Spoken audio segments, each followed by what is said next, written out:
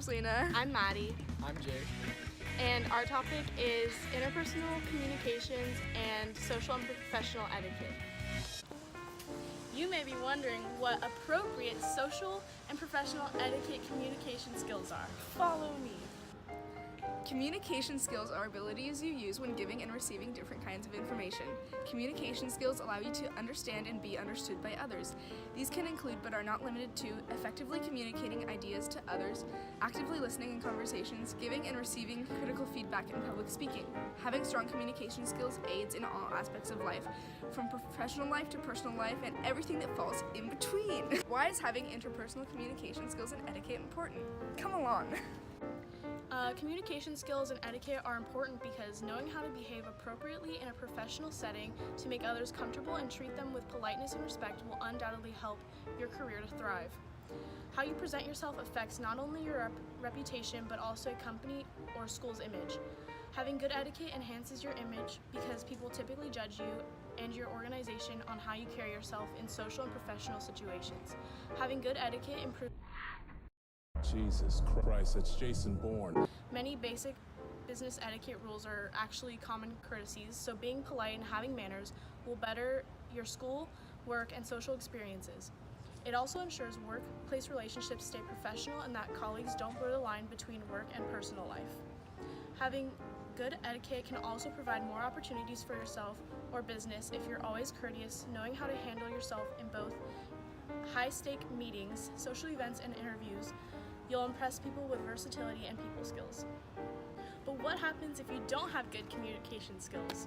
In general, life will be more challenging and it will make it harder to communicate with other people in an appropriate and professional manner, such as if you're trying to get a job. If you can't talk to your interviewer correctly, you won't get the job. Fewer relationships will be made and it will most likely lead to some form of loneliness and it has also been shown that a lack of social interaction can cause depression and can even lead to the further development of other forms of sickness. It will also be harder to advance in the social order of the world and in the professional world when lacking these connections. Some examples of proper etiquette for arrival and first impressions would to be showing up on time, shaking hands with people when you meet, and always shake your hands from a standing position. And if meeting someone for the first time, tell them something like, "It's nice to meet them." Some examples of proper etiquette while socializing is to avoid topics that may lead to conflict or be inappropriate, such as politics, gossip, religion, off-color jokes, gender issues, and personal questions about age, weight, marital status, health, etc. Also, make sure to nod your head every once in a while to show that you are listening and engaged in the conversation. Be respectful and continue to listen even if you don't agree with something someone said. Being rude will get you nowhere. Some examples of proper etiquette when leaving the event are say please and thank you when interacting with staff. Prior to leaving, be sure to thank the person you are speaking with for their time. And if you intend to maintain a professional relationship with the person you are speaking with, follow up with an email or a thank you note.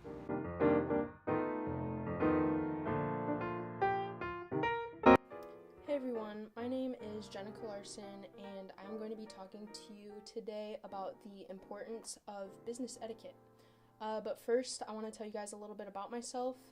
I graduated from Napa High in 2015, and then I went to the University of Arizona, where this year I graduated with a double major in Management Information Systems and Operations Management with a Bachelor of Science in Business Administration.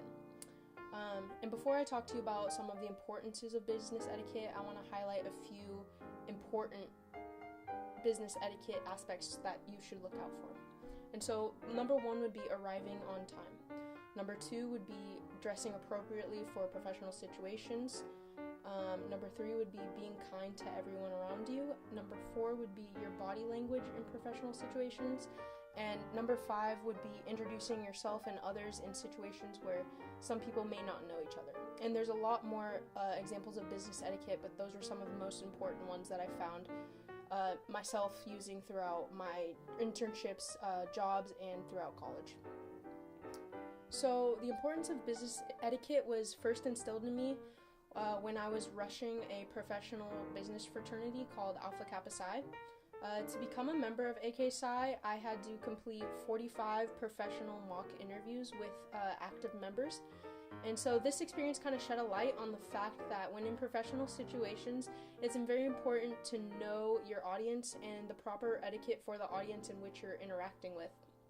And some of the members, they did not mind having casual conversations with me during these mock interviews, and others kept their interviews very strictly professional. So it was really important for me to be adaptable and to know which end of the business etiquette spectrum was appropriate during my interview. Next, I'm going to talk about working for a telecommunications company in Peru. While I was there, I quickly learned that the business etiquette norms that were prevalent in the United States were very different from those that were prevalent in Peru. For example, if someone wanted to have a meeting, the asking party would almost always be 30 minutes late to a meeting, or even more than 30 minutes. And in the US, this would be seen as very unprofessional and probably result in a lot of failed business deals. And as a professional, I learned that it is important to educate yourself on the etiquette standards of any country in which you plan to do business, because not all countries have the same business cultures.